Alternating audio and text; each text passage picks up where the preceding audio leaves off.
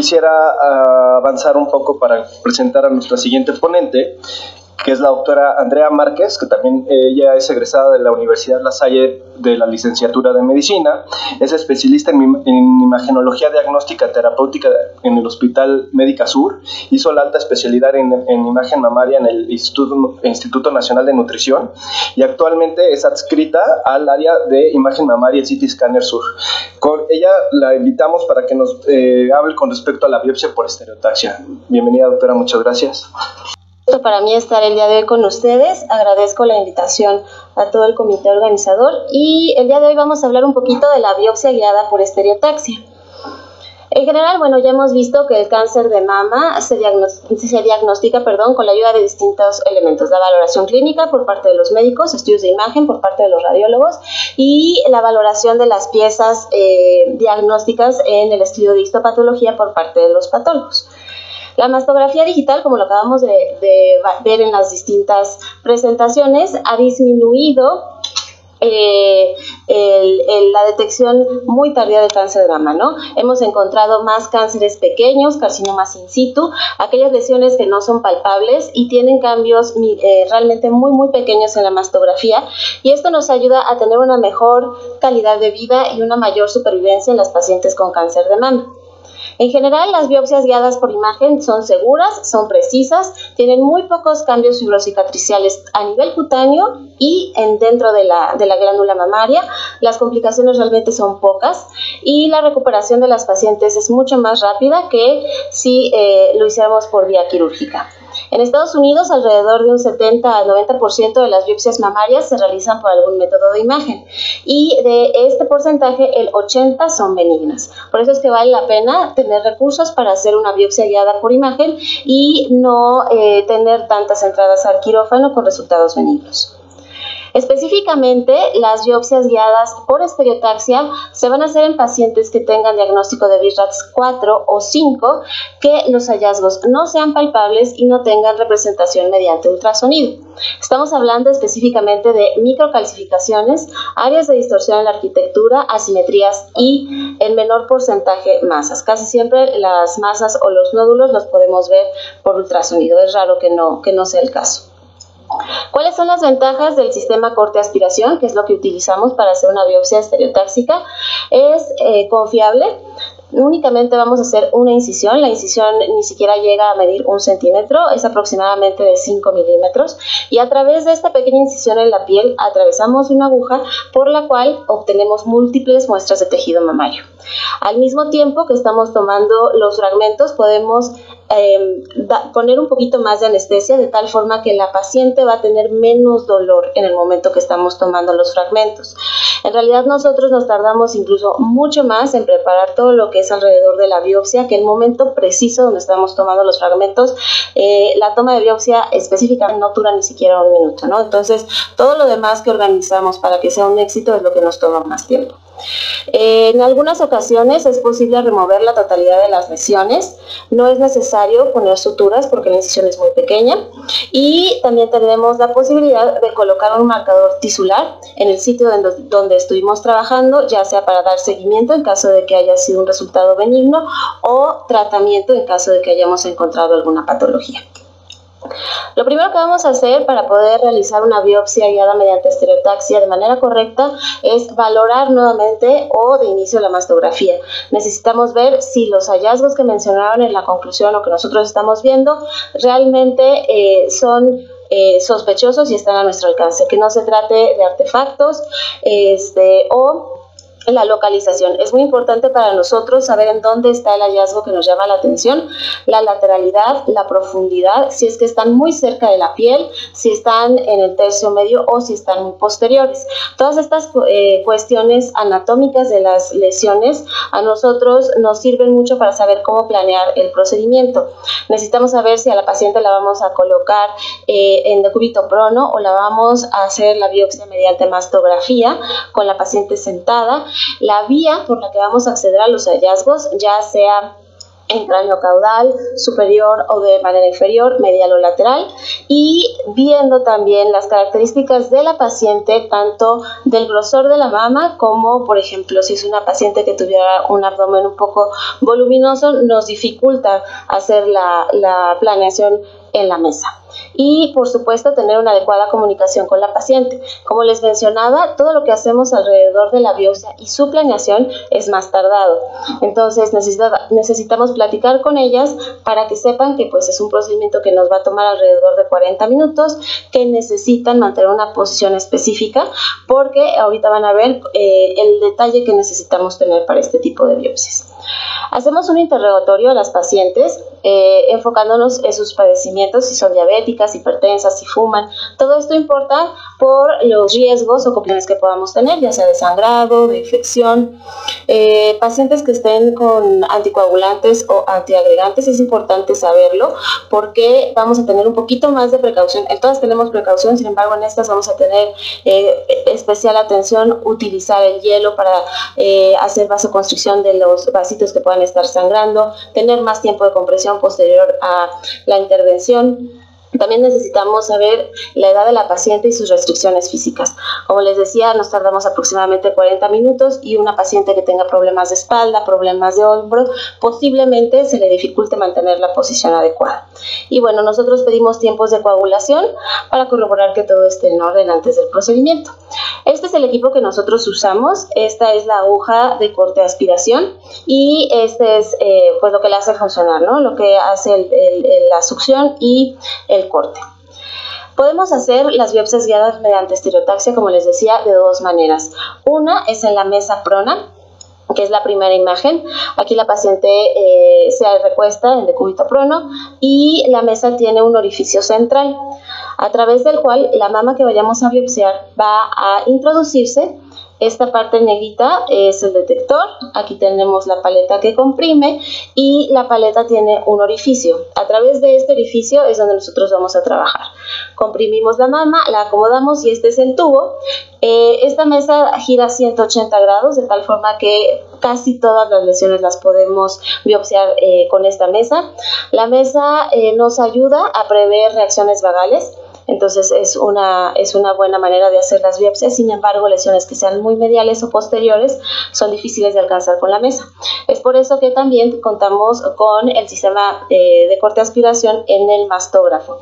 Es el mismo mastógrafo que se utiliza para adquirir los estudios. Se le adapta pues la pistola y la ventaja de hacerlas mediante mastografía es uno, que podemos reproducir prácticamente la misma imagen que tenemos en el diagnóstico, ¿no? La oblicua, la craneocaudal, entonces vamos a tener casi la misma imagen y lesiones que sean muy posteriores y mediales son más sencillas de alcanzar en esta vía. Esta es una foto de una paciente a la que se le está haciendo la biopsia. Primero ya se decidió cuál es la vía que se va a utilizar. En este caso fue lateral externa. Ella tenía calcificaciones agrupadas en el cuadrante supraexterno. Entonces la paciente se recuesta. Este es el orificio a través del cual se coloca la mama, se comprime y una vez identificado nuestra área se toma la primera imagen de mastografía, que es la que vemos en la parte superior. El objetivo, las calcificaciones, el área de distorsión de la arquitectura, necesitamos que entre dentro de este cuadrito, que es exactamente lo que tenemos acá. Si lo encontramos ahí, estamos conformes con la imagen, procedemos a tomar las otras dos proyecciones, que es angulando el tubo a más y menos 15 grados. De esta manera, el equipo calcula no solo las coordenadas X y Y, sino que calcula la profundidad a la cual se encuentra el hallazgo que queremos biopsiar. Si estamos satisfechos con la vía de entrada, ¿a qué me refiero? Que lo podemos ver muy bien, podemos valorar el hallazgo que estamos queriendo biopsiar. Otro punto importante en estas primeras imágenes es ver que no se nos atraviese un vasito. Nosotros podemos calcular el trayecto de nuestra aguja y si vemos que hay un vaso cercano a las calcificaciones, podemos cambiar de posición de tal forma que evitemos lesionarlos y con esto un hematoma. Una vez que tenemos las coordenadas, se envían a la mesa Limpiamos muy bien a la paciente, le ponemos anestesia y aquí es cómo vamos avanzando.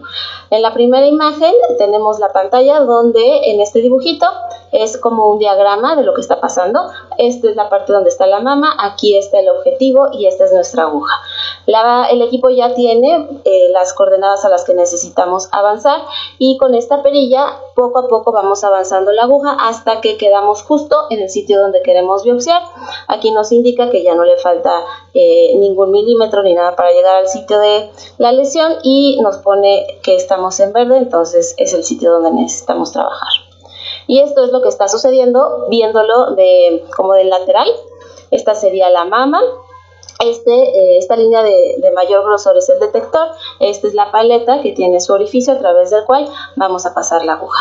Y esto es lo que nosotros queremos. Queremos que tener el objetivo, que son las calcificaciones, justo en la ranura de nuestra aguja, para que en el momento que empecemos a accionar el sistema de corte-aspiración, el tejido que está en la ranura sea succionado hacia la hendidura de la aguja, lo corte y lo colecte en la parte posterior de nuestra aguja. Existen dos tipos de tamaños para las ranuras, una es de 20 milímetros y la otra es de 12. Nosotros vamos a elegir qué tamaño utilizar de acuerdo a cada paciente. Hay pacientes que son muy delgadas, entonces no podemos ocupar el de 20 milímetros, entonces vemos cuál es la que más conviene para cada una. Y bueno, una vez que ya está introducida la aguja, tomamos de nuevo proyecciones estereotáxicas para corroborar que en la ranura estén las calcificaciones. En caso de que veamos que no se encuentra en el sitio, podemos reposicionar, podemos volver a calcular las coordenadas y avanzar o retroceder un poquito la aguja.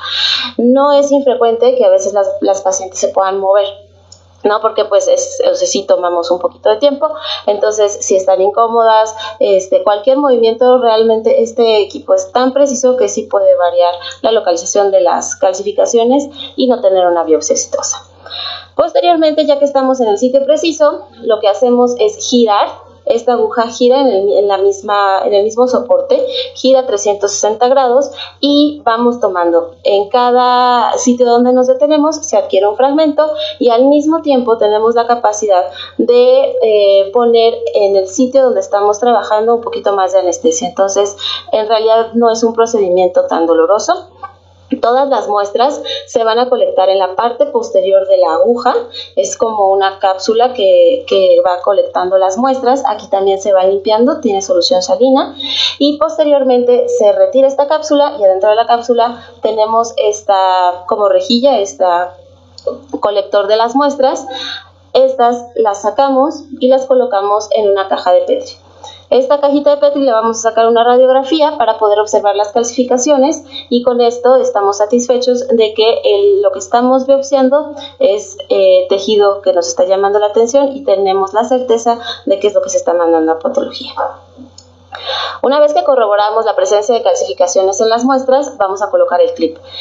El clip se coloca a través de la misma aguja con la que hicimos la biopsia. Se retira la cápsula que estábamos viendo anteriormente y este es el dispositivo a través del cual se coloca el clip. Lo avanzamos hasta el extremo de la punta de la aguja, que esta es la ranura que les comento. Este es el clip, se libera y prácticamente ya habríamos terminado. Dependiendo de las casas comerciales va a haber distintas formas de clips.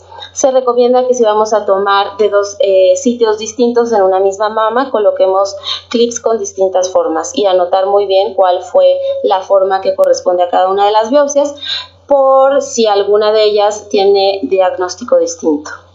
Y vamos a ver algunos ejemplos. Esta es una paciente de 77 años que tiene antecedente de una mamaplastía de reducción. Podemos observar en las proyecciones craneocaudales de ambas mamas los cambios postquirúrgicos y había sido referida con nosotros por unas calcificaciones agrupadas izquierdas en la región retroareolar que se encuentran aquí Estas son las proyecciones laterales de la misma paciente y corroboramos la presencia de las microcalcificaciones. Se le tomó un cono de magnificación y las podemos valorar mejor. Además de las microcalcificaciones, se observa un área con distorsión en la arquitectura. Si bien la paciente había sido sometida a un procedimiento quirúrgico, en el otro lado no tenemos estos hallazgos, motivo por el cual se decide biopsiar la paciente. Y estas son las imágenes de la primera que se toma para hacer la biopsia, donde observamos nuestra área de trabajo, este rectángulo que se logra delimitar muy bien. Aquí están las calcificaciones, hacemos todo lo que les mencioné anteriormente, más menos 15 grados, colocamos anestesia, avanzamos la aguja, tomamos las biopsias y se coloca el clip metálico en donde estuvimos trabajando. Podemos observar de una imagen a la otra como hay disminución en el número de calcificaciones. Observamos el clip en el sitio donde estuvimos trabajando y un poquito de aire, pero pues esto es secundario al procedimiento de biopsia. Aquí tenemos los fragmentos de la paciente donde observamos múltiples calcificaciones en ellos. Se corrobora su presencia y el diagnóstico de esta paciente fue un carcinoma ductal in situ con patrón cribiforme sólido y comedociano grado 2 y 3. Vamos a ver otra paciente. Esta paciente tiene 44 años y había sido enviada con nosotros también por un grupo de calcificaciones. En esta ocasión en el lado derecho tomamos proyecciones laterales y realmente fue el único hallazgo sospechoso en ella. Aquí tenemos la magnificación y observen cómo en esta paciente particularmente la dificultad fue que estaban adyacentes al músculo pectoral. Se decidió utilizar la aguja Petit en la mesa prona y metiendo el brazo, y estas son las imágenes de la biopsia. Este es el músculo pectoral, esta línea que atraviesa diagonalmente, todo esto es el músculo pectoral. Aquí están las calcificaciones. Observamos cómo nuestra aguja y la ranura está en el sitio donde queremos biopsiar. Se colocan los targets y se adquieren los fragmentos. Tenemos las imágenes de antes y después. La primera imagen con el grupo de calcificaciones, la segunda todavía tiene calcificaciones, sin embargo hay una clara disminución en el número de ellas y el clip en el sitio donde estuvimos trabajando. Aquí está la radiografía de los fragmentos, donde observamos varias calcificaciones en ellos, y esta paciente, su diagnóstico fue cambio de células columnares e hiperplasia con microcalcificaciones. Pacientes como este caso, en donde tenemos el hallazgo muy cercano al músculo pectoral, se recomienda que el objetivo sea colocado lo más anterior posible hacia la piel, para no lastimar el músculo pectoral, de tal forma que tengamos un margen de seguridad. Muy bien, esta es otra paciente, vino a nosotros por control, por diagnóstico, tamizaje de cáncer de mama. Son proyecciones de mastografía sintetizada, donde observamos tejido mamario heterogéneamente denso. Y ya con los conos de magnificación, porque realmente aquí es un poquito difícil de ver, observamos en la mama derecha, hacia el cuadrante superior externo, un grupo de microcalcificaciones finas y pleomórficas. Se decidió hacer biopsia de esta paciente. En el ultrasonido no hubo ningún hallazgo de sospecha, únicamente quistes. Y estas son las imágenes de la biopsia. La primera imagen, donde centramos nuestras calcificaciones, el avance de la aguja y posterior a la adquisición de los fragmentos, un poquito de burbujitas de aire y la colocación del clip. Aquí tenemos los fragmentos de la paciente, donde en varios de ellos observamos microcalcificaciones. Se considera una buena muestra y el resultado de esta paciente fue un carcinoma ductal in situ de grado intermedio, con patrones arquitecturales sólido, papilar, cribiforme y células claras con necrosis, asociado a microcalcificaciones.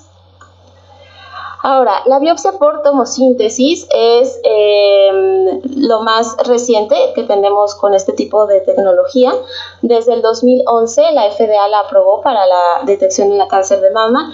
Tiene varias ventajas, como que elimina la sobrepos de las estructuras, tiene una mejor valoración de los márgenes en los nódulos y cualquier otro tipo de lesiones, disminuye el BIRAT 0, el rellamado y estudios complementarios. Por supuesto que no va a eliminar la necesidad de un ultrasonido.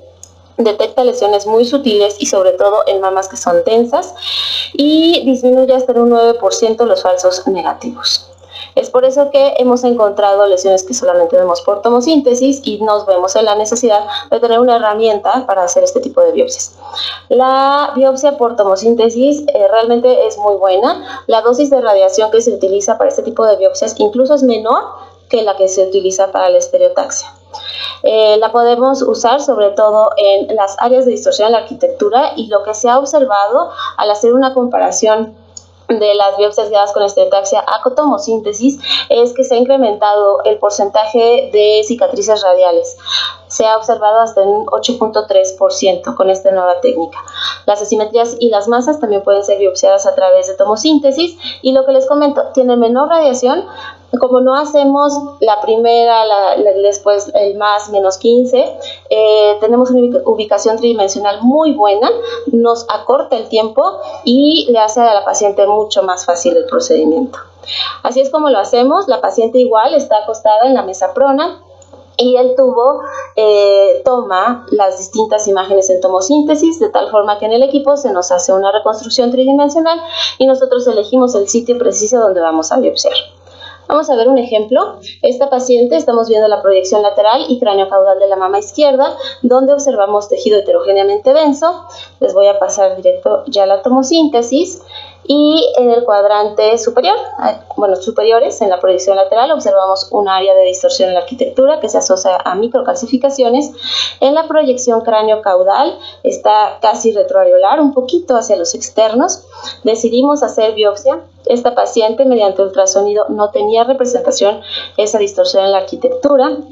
La biopsia la guiamos mediante tomosíntesis y se hace prácticamente lo mismo. Colocamos a la paciente en la mesa, la comprimimos y tomamos la primera, que serían como nuestros localizadores, y observen cómo se reproduce perfectamente la imagen de distorsión en la arquitectura.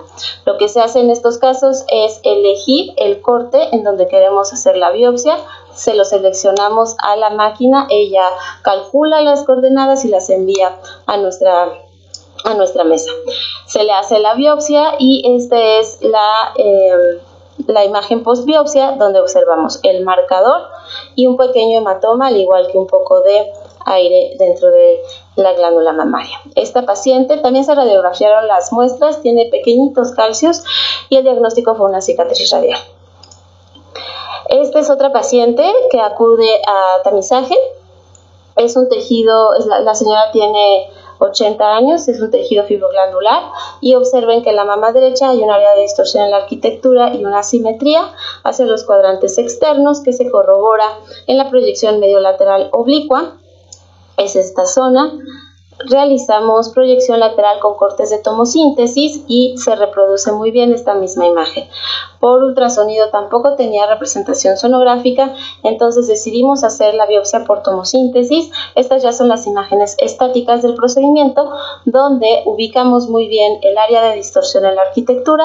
Aquí se centra la aguja, se toman los fragmentos en 360 grados y colocamos el clip. También tenemos un pequeño hematoma. Y el diagnóstico de esta paciente fue un carcinoma ductal infiltrante, grado 1 cribiforme. ¿Qué complicaciones podemos tener después o durante estos procedimientos? El más frecuente puede ser el sangrado, que se representa como un hematoma o una equimosis. Es por eso que debemos de planear muy bien el procedimiento, atravesar la menos cantidad de tejido mamario posible para que lesionemos menos vasos, tener tiempos de coagulación adecuados. Si la paciente está en algún tratamiento anticoagulante, consultarlo con su médico, qué posibilidades hay o no de suspenderlo. La mayoría de las pacientes que tienen sangrados y están en esta situación no se debe tanto por los anticoagulantes, sino por los antiagregantes. Y está mencionado que esto lo podemos controlar con un mayor tiempo de compresión posterior a la biopsia, alrededor de unos 15 minutos de compresión. Podemos colocar hielo y realmente el porcentaje no es tan alto, son aproximadamente un 9% en comparación con un 6% de las pacientes que no tienen estas particularidades. La infección es otro riesgo, otra complicación, pero realmente es mucho cuidado del personal, y las pacientes tienen un esquema antibiótico durante una semana para poder realizar este tipo de biopsias. Y bueno, la reacción vagal. Las pacientes, cuando hacemos las biopsias sentadas, tienen mayor probabilidad de tener una reacción vagal. Y lo que se ha visto es que lo ideal es que no estén en ayuno, definitivamente, que no tengan más de 4 horas de ayuno. Lo ideal es que hayan comido a lo mejor unas 2 horas antes, tampoco que estén muy distendidas o que hayan comido una comida muy copiosa, ¿no? Pocos líquidos para que también no tengan necesidad de pasar al baño y estas cosas. Y con esto se controla bastante bien la reacción vagal. Y la otra complicación podría ser la migración o salida del clip. Esto generalmente ocurre cuando las pacientes están sangrando mucho. No es habitual que en una paciente que no sangró el clip se mueva, solamente se ha visto en pacientes que tienen un sangrado activo muy profuso, incluso pues a través del coagulito puede llegar a salir el clip. Contraindicaciones: cuando no hacer una biopsia guiada mediante estereotaxia, cuando no veamos en las imágenes la lesión que queremos biopsiar. Esto se puede deber a que la localización de la lesión es o muy posterior, o muy medial, o muy superficial. Que el grosor de la mama sea muy pequeño en el momento de comprimir, que sea menos de 2 centímetros ya nos dificulta bastante.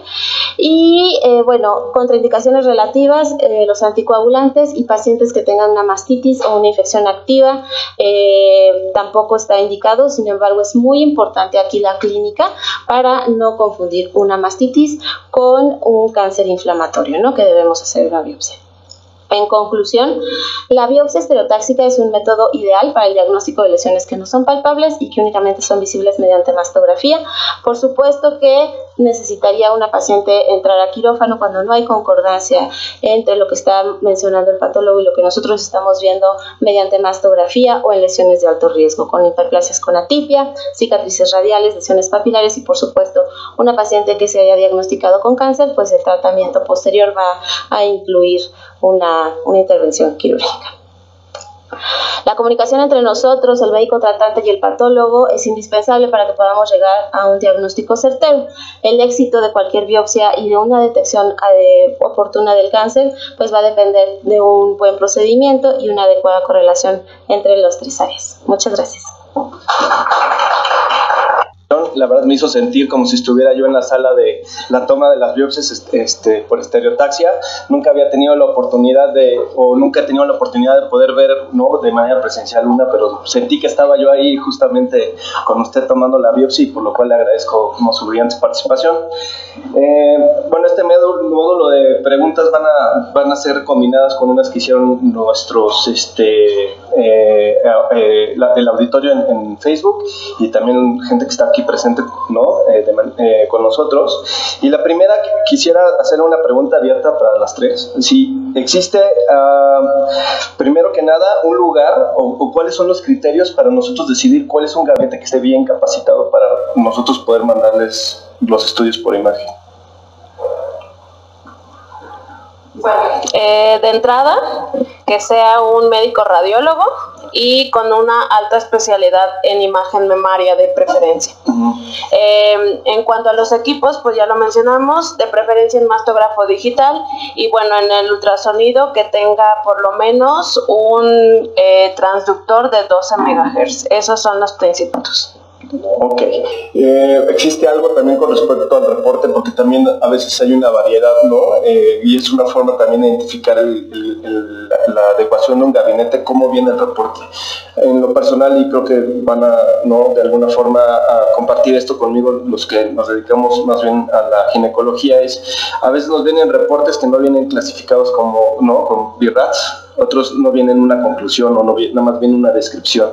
Entonces yo creo que también sería una forma también de saber si es adecuado o no el gabinete. No sé si ustedes compartan esta opinión con nosotros. Bueno, en teoría existe una guía que nosotros debemos de seguir. A lo mejor no todas las veces lo hacemos de forma literal, tal cual vienen los puntos, pero sí está establecido el motivo de envío, si se compara o no con estudios previos, la técnica del estudio que se está realizando. Así, por ejemplo, yo en la plática de ultrasonido les puse la composición del tejido, la doctora también.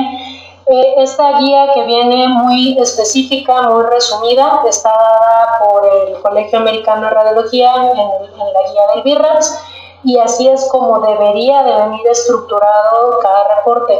En algunas ocasiones no, en algunos lugares se interpreta la mastosol arriba para respetar pues todo el procedimiento de este método, abajo el ultrasonido, pero lo más importante creo yo es hacer esta correlación de los hallazgos entre los dos estudios, y en la conclusión invariablemente pues siempre debe de venir la categoría BI-RADS que se formule de acuerdo a los hallazgos específicos de cada paciente. No sé si alguien... Sí, bueno, y la recomendación, ¿no? Si ya se dio el BI-RADS 2, pues la recomendación va a ser el seguimiento anual, o si es BI-RADS 3, cada cuánto y por qué método vamos a hacer el seguimiento, y si encontramos algún hallazgo de sospecha, cuál fue el hallazgo de sospecha y por qué vía se va a biopsiar o lo que fuera necesario. Muy bien, muchas gracias. Quisiera avanzar con otra pregunta. No sé si, sobre todo para a lo mejor alguna gente joven que nos esté viendo ahorita, ¿no? Me gustaría preguntarles si existe una forma sistematizada de hacer una lectura mastográfica. O sea, porque hoy hablábamos, ¿no? Y eso es a lo que justamente voy. Hoy las pláticas fueron, ¿no?, justamente enfocadas ya a estudiar la lesión, pero si nos podían describir un poco cómo es su lectura mastográfica, cómo debe de hacerlo uno de manera correcta. Bueno, es que yo creo que básicamente esto va a depender de la escuela de cada una de nosotros. Siempre lo más importante creo yo que es llevar como un protocolo en tu cabeza de lo que tienes que ir haciendo, ¿no? O sea, en mi caso específico, por ejemplo, ¿no?, comienzo con la descripción del tejido, calcificaciones, si hay benignas, si hay sospechosas, la piel, etcétera. Y después en el ultrasonido, pues la composición también del tejido, los hallazgos positivos. Creo que hay muchas ocasiones en que se reportan, ¿no?, hallazgos negativos, entonces esto como que no tiene mucho sentido. Hay que ir orientando el estudio y sobre todo a ustedes los clínicos para que vayan teniendo claro cuál es lo que es de interés específicamente en esa paciente, y como Andrea mencionó, siempre en la recomendación pues tiene que ir muy específico, ya sea el seguimiento que se le va a dar, si es un BI-RADS 3, a través de qué método, como ya habían mencionado en las pláticas anteriores. Si el hallazgo es un nódulo que se ve por ultrasonido, pues nos vamos a enfocar en esto, porque no nada más tenemos que ver mastográficamente que se observa el nódulo. Si se asocia a calcificaciones, ya es otra cosa. ¿Por qué? Porque las microcalcificaciones, el método ideal va a ser la mastografía. Entonces tenemos que ser muy específicos con el tipo de seguimiento y recomendación que se va a hacer de acuerdo a cada caso. Muy bien, muchas gracias. No sé, solo una pregunta de alguna forma abierta. ¿Qué tanto hemos avanzado en centros especializados en imagen mamaria en el país? ¿Vamos retrasados? ¿En el país? Sí. Pues hay lugares que tienen todo, sin embargo, pues desafortunadamente la mayoría de la población no tiene acceso a esto, ¿no? Entonces, tenemos la misma tecnología que se maneja en otros países, esa es la realidad, sin embargo no está al alcance de todos, entonces pues sí es limitada. Exacto. Todavía no existe campo a lo mejor para crecer más en eso, y no sé, en su experiencia en las instituciones públicas, o sea, ¿qué tan frecuente es tomar biopsias por estereotaxia o guiadas por imagen? Los recursos que existen en México específicamente a nivel institucional, yo he visto que ya tienen mastógrafos digitales, o sea, está perfecto. En algún punto se puede fallar, a lo mejor es la experiencia del radiólogo, a lo mejor es la experiencia del técnico radiólogo en el posicionamiento lo que hace perder un poco, desgraciadamente, en la mayoría de los lugares privados. Yo creo pensar en la Ciudad de México, tienen equipos buenos, pero no siempre van de la mano el hecho de tener un buen equipo con el tener el personal capacitado para hacer la lectura de estos estudios. Entonces, en las instituciones, como mencionábamos, las biopsias a lo mejor tienen el equipo para efectuar el procedimiento, pero no tienen el insumo como la aguja para llevarlo a cabo. Entonces, pues es como esta limitación de recursos que que hay a nivel nacional, pues es lo que seguramente demerita mucho lo que podrían hacer en estas mismas instituciones. No sé si tengan alguna otra opinión. Bueno, entonces vamos a avanzar un poco, y la verdad ahorita en sus charlas también me di cuenta que según la clasificación BIRATS, el fibroadenoma lo podemos clasificar en 3 categorías distintas. Está como BIRATS 2, como BIRATS 3 y como BIRATS 4. Si me pudieran dejar un poco más claro ante un fibroadenoma, ¿qué es lo que tenemos que hacer? Bueno, pues los fibroadenomas son las lesiones sólidas benignas más frecuentes de las mujeres, ¿no? Cuando es un fibroadenoma en una paciente que estamos viendo por primera vez alrededor de 40 años y lo vemos perfectamente ovoideo y circunscrito, y a lo mejor hay uno de una mama y otro en la otra, y nunca habíamos hecho ultrasonido, y por mastografía no estamos viendo la típica calcificación en palomita de maíz, bueno, le podemos dar un 3. Pero si es una paciente que ya tiene a lo mejor 60 años y tiene todos sus estudios con nosotros y vemos que ese fibroadenoma lleva desde que tenía los 40 años, pues es un 2, ¿no? Y si es una paciente a lo mejor de la misma edad, unos 60, 70 años, y aunque veamos un fibroadenoma, ¿no? Esta bolita que a lo mejor es muy benigna, pero ya a esa edad que quisiéramos que esté calcificado, ¿no? Entonces, a pesar de que puede ser un fibro, tiene características benignas, pero por la edad no es normal que tenga este tipo de bolitas, de nódulos que no tendrían porque están ahí, sobre todo cuando es nuevo. Bueno, entonces ahí sí lo podemos pasar a un 4, ¿no? O en este seguimiento, en donde observábamos el nódulo que pensamos en su fibroadenoma en la primera visita, si crece o cambia alguno de sus bordes, o pues sí, si cambia alguno de los bordes, o vemos que se asocia a otro hallazgo, tal vez en la mastografía vemos micros, entonces bueno, ahí ya es cuando vimos al BIRATS 4. O como había mencionado yo también, si existe un crecimiento del nódulo mayor al 20%, aunque ya se hubiera observado anteriormente, tenemos que tener una correlación histológica. ¿Algún otro? Es que esto lo quería yo de alguna forma correlacionar con el módulo anterior, porque me llamó mucho la atención en su diapositiva una con respecto al cuándo es un BIRATS 3 y cuándo un BIRATS 4 en un fibroadenoma. Creo que para hablar de BIRATS 4 sobre todo es un fibroadenoma que es palpable, y eso desde el punto de vista clínico para mí no es algo que también así aprendí, y creo que así formo a mis residentes, y es un comentario que le hago a todos mis colegas. Si la lesión es palpable, no tendríamos por qué de alguna forma estarlo vigilando. Entiendo que los fibroadenomas son sujetos a seguimiento, pero ya las circunstancias cambian cuando están palpables, y creo que sí es obligatorio, ¿no?, tener un tejido para poder no tener más tranquilidad de hacer la vigilancia de los pacientes. Y sí, también hay que tener mucho en cuenta el reemplazo hormonal o no. O sea, si estamos observando que este nódulo es palpable, como Andrea decía, paciente aunque sea joven, o sea, ya hay ocasiones en que nosotros optamos por biopsiar para tener la correlación histológica más que vigilar. Y sobre todo, bueno, las paredes habitualmente no van a tener, las menores de 40 años no tienen un cáncer morfológicamente sospechoso en la mayoría de las veces, ¿no? Generalmente son triple negativos, y estos nódulos en muchas ocasiones simulan ser patología benigna.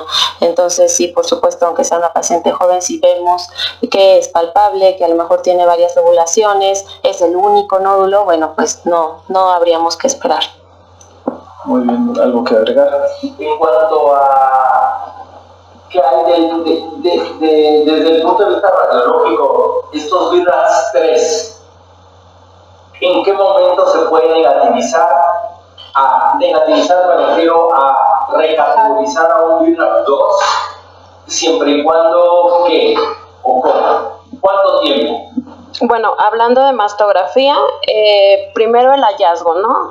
Por ejemplo, encontramos un nódulo de primera vez, a lo mejor lo dejamos en BIRATS 3. Hay que hacer estudios complementarios, ya sea apoyarnos laterales, conos o ultrasonido.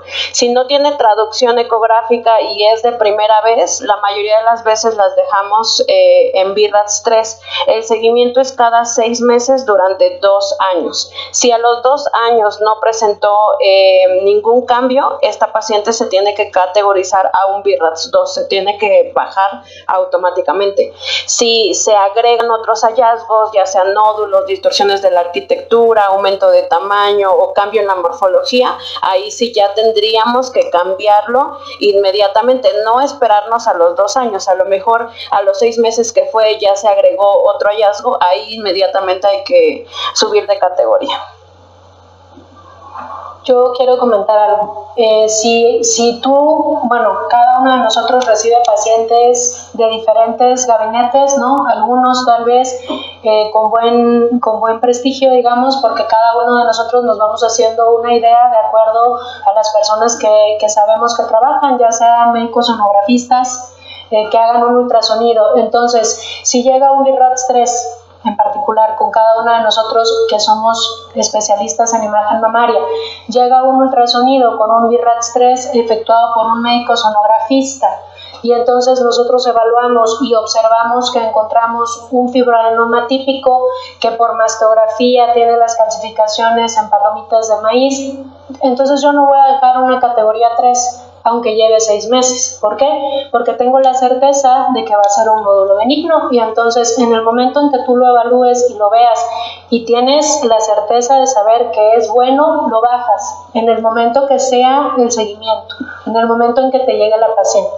O como en mi caso, que les presenté en la plática, una mujer de 85 años que venía con un BIRATS 2, ¿sí? Y entonces mastográficamente tenía un nódulo especulado clásicamente maligno, y el ultrasonido no tenía un hallazgo. Entonces yo encuentro un nódulo especulado y no voy a seguir un BIRATS 2, ¿no? La tengo que recategorizar y subir al hallazgo de sospecha que en el momento se esté corroborando.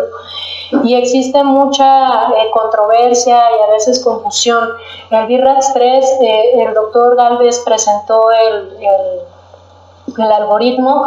Entonces recibimos a la paciente el día de hoy, estamos en octubre, le detectamos un nódulo, a los 6 meses cae en el mes de abril, tiene que regresar a su primer control semestral. Caemos en abril, tenemos que volver a regresar a octubre, en donde se cumple su segundo control semestral, y ahí se cumple 1 año de estabilidad.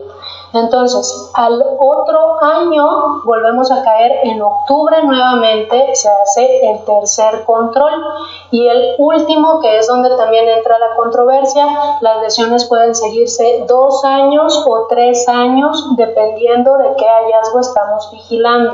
La mayoría de las veces todos quisiéramos bajar los nódulos o lo que sea a los 2 años, pero hay veces que las características de lo que estamos vigilando no se prestan, y tenemos la opción de un tercer año de seguimiento anual. Solo el primer año se hace cada 6 meses.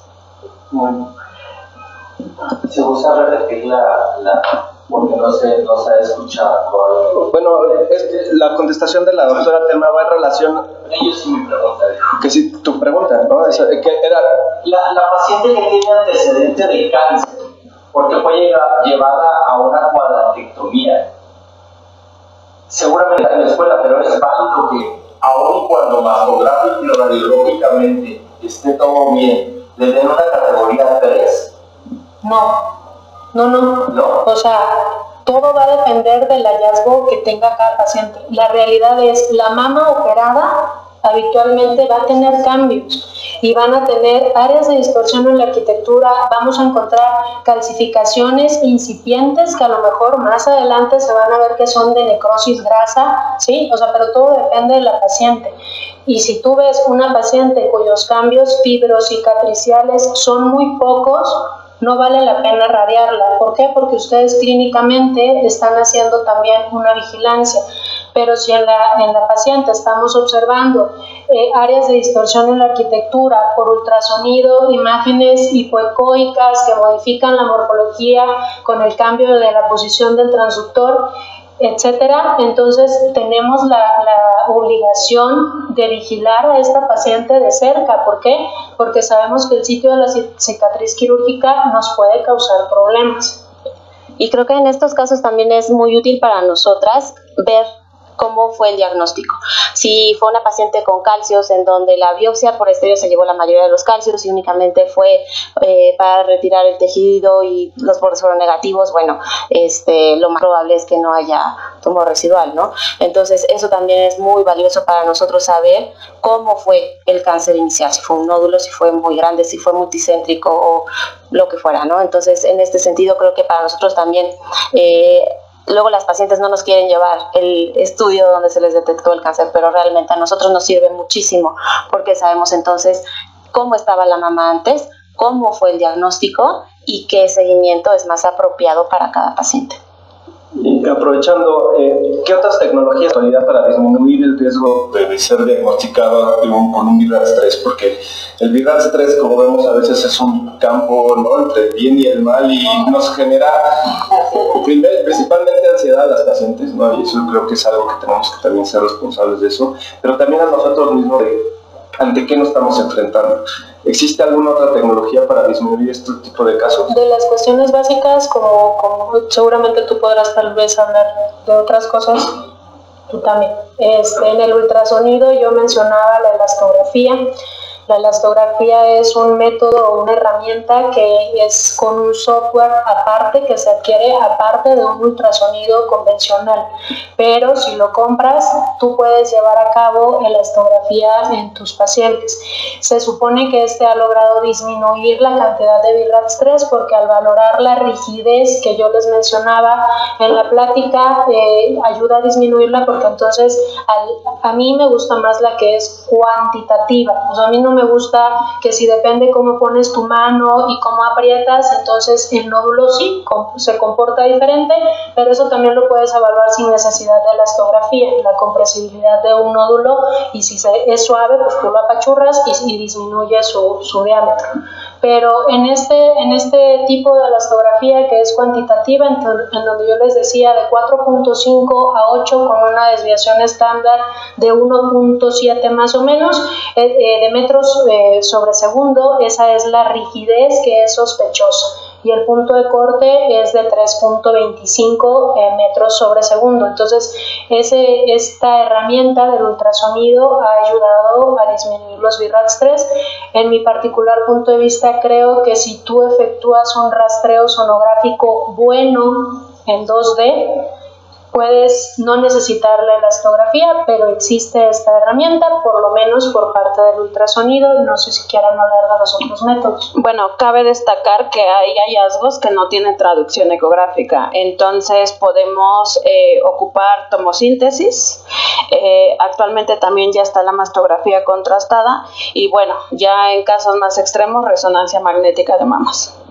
Y el último, el PEM, ¿no? El PEM, que ya tiene años haciéndose, que es excelente como primer estadiaje, y lo último que se adquirió, que fue el PET resonancia, pero todos estos estudios son estudios sofisticados que incrementan el gasto en una paciente, ¿no? Hay casos específicos, creo yo, en donde se pueden realizar, y bueno, la resonancia magnética también pues es muy bueno, ¿no? Carcinoma lobulillar, valorar la otra mama, ver que no haya otro nódulo sospechoso del otro lado, y la mastografía contrastada en México no lleva tanto tiempo.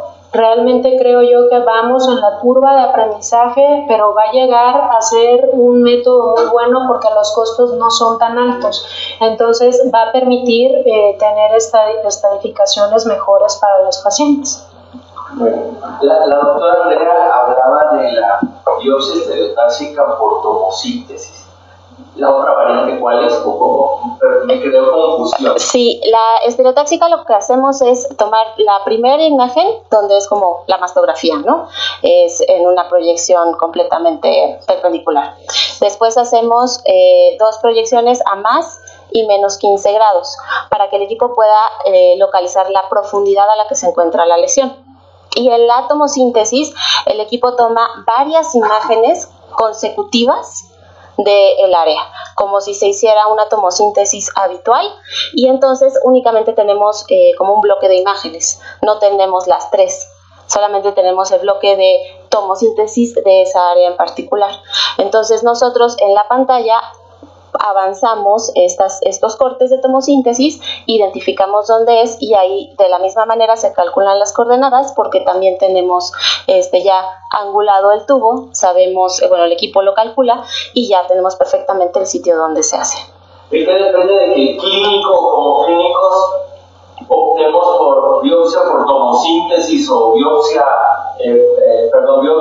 por estereotaxia por tomosíntesis o convencional? ¿Eso ya depende de usted como radiólogo? Sí, nosotros sugerimos que sea por tomosíntesis cuando es la forma en la que se ve. Si en la mastografía a lo mejor es como el primer caso, una paciente con tejido muy denso en el que tal vez en la mastografía convencional o en la digitalizada no vamos a lograr identificar de manera correcta el sitio que tenemos que biopsiar, pero lo vemos muy bien por tomosíntesis, preferimos hacerlo por tomosíntesis.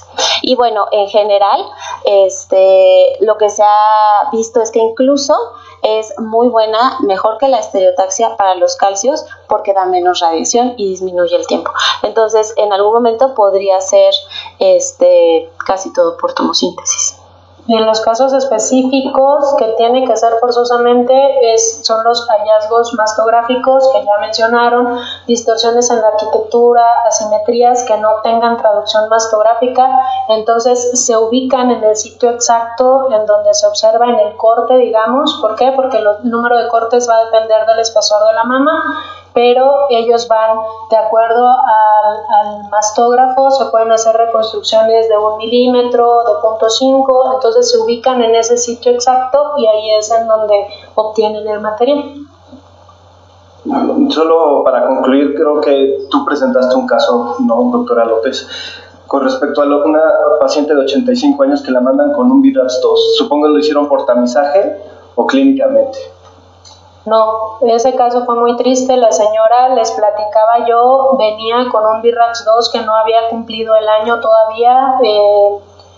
Pero la indicación la indicación clínica, esa fue 100% clínica. ¿Por qué? Porque la paciente sentía aumento de volumen en la mama y endurecimiento, o sea, fue clínico. De hecho, yo recuerdo mucho porque la paciente traía su hojita en donde decía valor predictivo positivo para malignidad 0%, y entonces yo cuando entré al ultra y lo vi dije, Dios mío. Entonces no podemos permitirnos vigilar nódulos sólidos en pacientes mayores.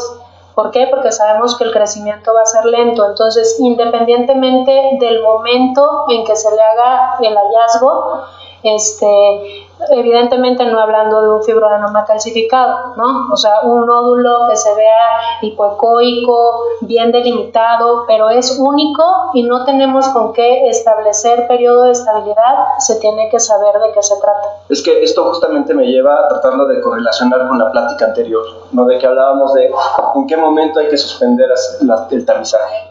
De alguna forma hubiera sido muy distinto, ¿no? En una paciente de 85 años que hubiera sometido a un tamizaje y ella se encontró una lesión a una paciente que clínicamente tenía una lesión y que clínicamente sí había una falta de correlación entre lo que tocábamos, veíamos por los estudios de imagen, ¿no? Y lo que resultó siendo visto patológicamente. Pero también va en una cuestión clínica de qué tanto le vamos a ofrecer a una paciente de 85 años si tiene comorbilidades, y eso va justamente también en el comentario o la plática inicial de la doctora Fernanda Barrera, ¿no? que hablaba justamente del estado de la salud previa a la paciente para decidir realizar un estudio, y por eso quise aprovechar su caso clínico para poder, ¿no? Sí, aterrizar yo creo que muchos de ustedes optan también, ¿no? Eventualmente por ir aplazando poco a poco el periodo en que se hacen los controles, pero yo también creo que depende cómo está la paciente clínicamente. O sea, hay pacientes grandes que ya tuvieron un EBC que no vas a irla a meter a un mastógrafo, ¿no? O sea, yo creo que hay que ubicarnos, y como bien yo creo que al final de esto es la calidad de vida que pueda tener la paciente, porque como ustedes dicen, ¿qué le vamos a ofrecer? ¿Qué le van a hacer? No van a meter a la señora a quirófano con un riesgo quirúrgico altísimo, ¿no? O sea, a esas alturas de la vida las comorbilidades son muchas. La otra paciente que les mencionaba yo, de 82 años, que su nódulo era chiquitito, muy bonito, pero fue un carcinoma ductal. La señora ahorita, después ya del tratamiento que fue 100% conservador, porque solo se le dio tratamiento médico, ¿no? Para detener, pues le empezó a desequilibrar el resto de comorbilidades, ¿no? Y entonces empezó con insuficiencia cardíaca, edema de miembros inferiores, obviamente. Entonces llega el punto en el que su médico dijo: paramos el tratamiento. ¿Por qué? Porque te estamos empeorando tu condición y más vale que la señora tenga calidad de vida. Sí, justamente creo que por eso me gustó esta conclusión, en el aspecto de que, sobre todo pacientes mayores, no hay que tener un juicio clínico de que realmente qué le vamos a ofrecer, pero creo que sí es indispensable tener un diagnóstico, y por eso de alguna forma no hay que individualizar los casos de cuándo someter a una biopsia a estos pacientes o no. Pues con esto no las dejo de torturar con estas preguntas. Muchas gracias por su participación. Les voy a entregar sus diplomas, Gracias por la invitación. Gracias a ustedes. Muchas gracias.